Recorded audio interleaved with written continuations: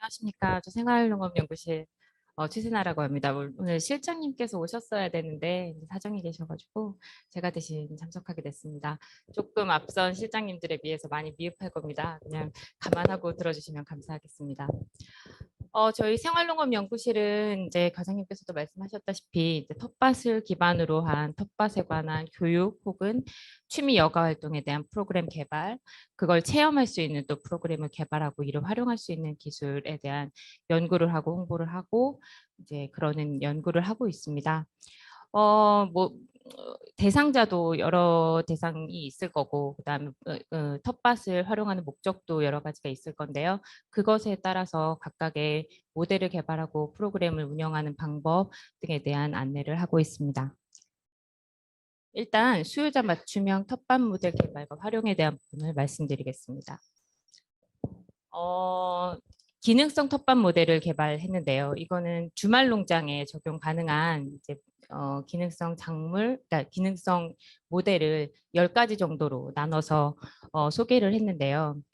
어, 해보면 아시겠지만 저도 그냥 텃밭을 조성하라고 하면 아무것도 정보가 없고 지식이 없는 사람들은 굉장히 조금 막막합니다. 제식거리가 얼마가 되는지도 모르고 어떤 작물과 어떤 작물을 같이 심어야 효과가 좋은지도 모르고 그리고 또 작물을 같이 심으면 안 되는 것들이 있지 않을까에 대한 정보도 없고 그런 것들에 대해서 이제 좀 혼란을 조금 줄여드리고자 이제 텃밭을 다음 페이지에 보시면 알 수 있으시겠지만 여러 가지 뭐 샐러드 텃밭, 그다음에 암 예방을 위한 텃밭, 고혈압 예방을 위한 텃밭 각각의 이제 병에 좋은 작물을 직접 키우고 길러서 그걸 이제 섭취할 수 있는 그런 목적을 가진 텃밭을 조성할 수 있는 이제 이런 프로그램도 개발을 그러니까 이런 모델도 개발을 했고요.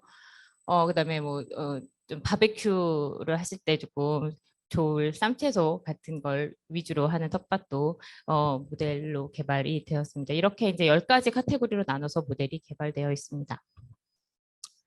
그리고 인문 테마 텃밭 정원 모델도 개발했습니다. 인문이라고 하면 인간이 가진 뭐 가치 너무 굉장히 넓은 개념이잖아요. 그 중에서 여기에서 말하는 인문 테마는 선조들이 과연 이제 텃밭에서 어떤 것을 길러서 어떻게 드셨으며 이런 것에 대한 그러면 이것을 현재로 끌어와서 어떻게 이제 텃밭 조성을 활용할 수 있는지에 대해서 연구하고 모델로 개발해 놓은 것입니다. 여기서는 임원경제, 그러니까 서유구의 조선 후기 실학자의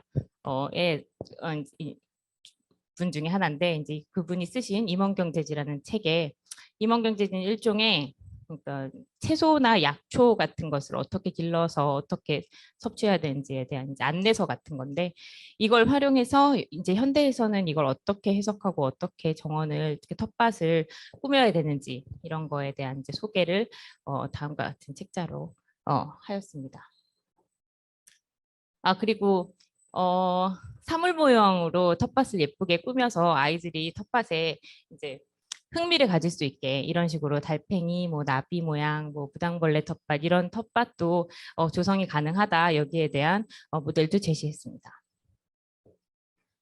그리고 저도 아파트에 살지만 이제 아파트에서 베란다에서 이제 샐러드나 아니면 쌈채소 같은 것을 길러서 드실 수 있게 이런 아파트 베란다 공간을 활용한 수직형 텃밭도 모델로 제시를 했는데요. 이게 지금 그냥 수직형 무슨 이렇게 저런 구조물에 화분만 갖다 놓으면 되는 게 아니고 이것도 햇볕을 좋아하는 작물이 있고 그렇지 않은 작물이 있고 이런 거에 따라서 약간 지금 위에 위치할 거, 아래 하단에 위치할 거 이런 것에 대해서 모델을 만들어 놓은 것입니다. 아파트에서 물론 베란다 공간도 있지만 요새는 이제 공동 활용할 수 있는 공동 활용 텃밭도 많이 그 아파트를 만드는 시공사 측에서 조성을 하고 있는데 이 텃밭을 조성하고 관리하고 운영하는데 어떤 일종의 가이드라인이 필요할 것 같아서 여기에 대한 가이드라인을 개발하고 제시했습니다. 보시면 뭐 공공성, 지속 가능성, 접근성, 친밀성, 확장성 같은 가치를 중점으로 여기에 적합한 장소를 선택하고 적합한 작물을 또 선택하고 작물 관리 방법에 대해서 안내하는 등의 이제 프로그램을 그, 어, 제시하고 홍보하고 있습니다. 이거는 이제 아까 말씀드렸다시피 이 텃밭을 관리하는 이제 주체가 되는 사람이 어떤 사람이냐에 따라서 고령자가 될 수도 있고, 그다음에 유아 아동이 될 수도 있고, 그다음에 이제 보행이 좀 자유롭지 못한 휠체어에서도 관리가 가능한 텃밭 모델을 제시를 한 것입니다. 다음과 같이 뭐 이제 나이가 많으신 분들은 이렇게 마주 서서 서로 얘기하시면서 이제 이게 텃밭이 좀 높습니다. 그 허리를 숙이지 않고도 이렇게 관리가 가능한 이런 식으로 이제 모델을 개발을 했고, 아이들은 이거 실제로 가보시면 굉장히 귀엽거든요. 여기에 뭐가 애들이 좋아할 만한 요소들을 많이 갖다 놓고 텃밭을 구성하고 조성하고 관리하고 이거에 대해서 자연스럽게 아이들의 흥미를 유발할 수 있는 이런 텃밭 정원에 대한 모델을 개발하였습니다. 그리고 이것은 아까 이제 유은하 연구관님께서도 잠깐 보여주신 것과는 좀 비슷한 맥락인데, 이제 휠체어를 타고도 이렇게 텃밭 같은 거 작물 관리가 가능한 이런 베드형 모델이 개발되어 있습니다.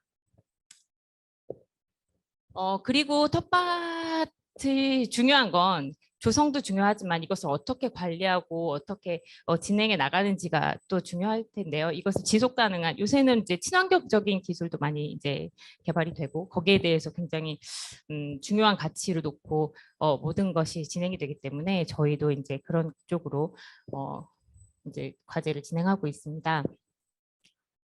동반식물이라고 해서, 동반식물은 그냥 같이 기르면 좋은 식물. 그러니까 같이 제가 지금 기억하는 것 중에 대표적인 거 하나가 양배추와 브로콜리는 같이 기르면 좋지 않다고 저는 알고 있거든요.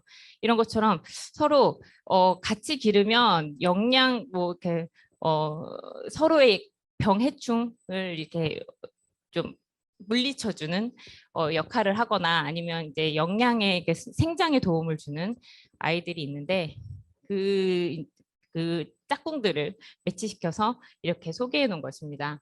그리고 그것을 각각 병렬형이나 파상형, 중심형, 둘레형으로 이렇게 배치를 해서 어떤 이 정도 배치를 하면 굉장히 효과 있게 아이들을 기를 수 있는데, 그 중에 이제 뭐 둘레형이 가장 효과가 있다고 그 연구는 되었다고 합니다. 동반식물 중에서도 굉장히 이제 좀 약간 멋있는 테마인데요. 맛, 숨, 멋, 빛, 꿈이라는 약간 주제를 가지고 이제 이렇게 그 식물 중에서도 이렇게 골라서 맛을 여러 가지 맛을 볼 수 있는 텃밭, 그리고 숨 텃밭은 약간 허브 같은 거를 가지고 허브 향이 기피제 역할을 해서 병해충을 조금 약간 이제 막아주는 그런 역할을 하는, 그러니까 보기도 좋고 그런 역할을 하는 허브와 같이 이제 작물을 심어서 관리할 수 있는 그 숨텃밭이라는 이름으로 이제 명명을 했고요. 그다음에 멋은 뭐 아시다시피, 그러니까 딱 느껴지시다시피 그냥 보기에 좋은 텃밭. 그다음에 빛과 꿈 텃밭은 이건 뭐 빨간색과 노란색이 테마가 된 그런 텃밭이고, 얘는 약간 자줏빛 보라색이 테마가 된 텃밭입니다.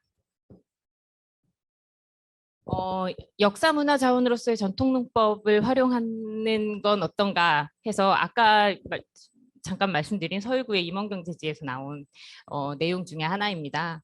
그래서 이렇게 구종법이라고 해서 이건 이 두 개가 다 모두 비가 안 왔을 때, 비가 많이 오는 것도 문제지만 비가 안 오면 정말 농작물 키우는데 문제가 많잖아요.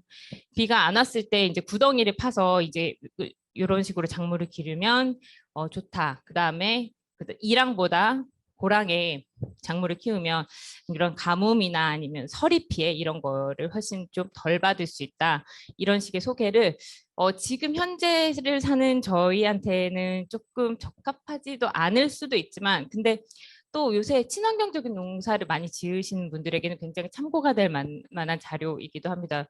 친환경적인 농사 지으시는 분들이 심지어 물도 빗물 쓰시고 태양광 쓰시고, 그다음에 뭐 이런 녹근도 사용 안 하시고 이런 식으로 화학적인 비료, 거름 이런 거 안 쓰시는 그런 이제 농법을 고집하시는 분들께 이런 식의 농법 제안도 굉장히 적합하다고 생각합니다. 그리고 저희 실의 가장 궁극적인 목적은 이런 프로그램과 모델들을 개발해서 이제 다른 사람들에게 목적으로 알리는 게 저희 실의 모든 과제의 목표이기 때문에 교육형 텃밭 활용 콘텐츠 개발이 거의 최종적인 목적이라고 할 수 있습니다. 그래서 지금 현재 이거는 진행하고 있는 모델입니다. 키드팜이라고 해서 이제 아이들을 상대로 텃밭을 조성하고 텃밭을 조성해보고 거기에 대해서 얻는 이제 성취감이나 이런 것들에 대해서 이제 조사하고 그게 효과가 좋을 땐 조금 더 이제 활용 가치를 높여서 홍보하고 프로그램 그러니까 모델을 개발해서 조금 더 많이 쓰일 수 있도록 하려고 하는데 그건 다음과 같은 이제 순서로 이제 진행이 돼요. 이제 텃밭을 계획을 하고 그다음에 텃밭을 만들고 그다음에 재배 및 관리도 해보고 그다음에 이것을 뭐 요리도 해보고 활용을 이제 작물을 가지고 그다음에 이제 수확도 해서 아이들이 여기에 대해서 성취감도 얻고 그다음에 같이 이제 농사를 짓는 것에 대한 이제 협업심도 좀 기르고 이런 식에 대한 이제 효과를 얼마나 효과가 있는지 어떻게 해야 좀 더 효과가 있는지 이런 모델을 개발해서 나중에 제시할 예정입니다. 이거는 제가 이제 해야 될 저의 숙제인데요. 이제 아두이노라고 이게 쉽게 말하면 요새 아이들 초등학교 이제 고학년부터 코딩이 그냥 들어가 있는 거 아시죠? 교과과정에.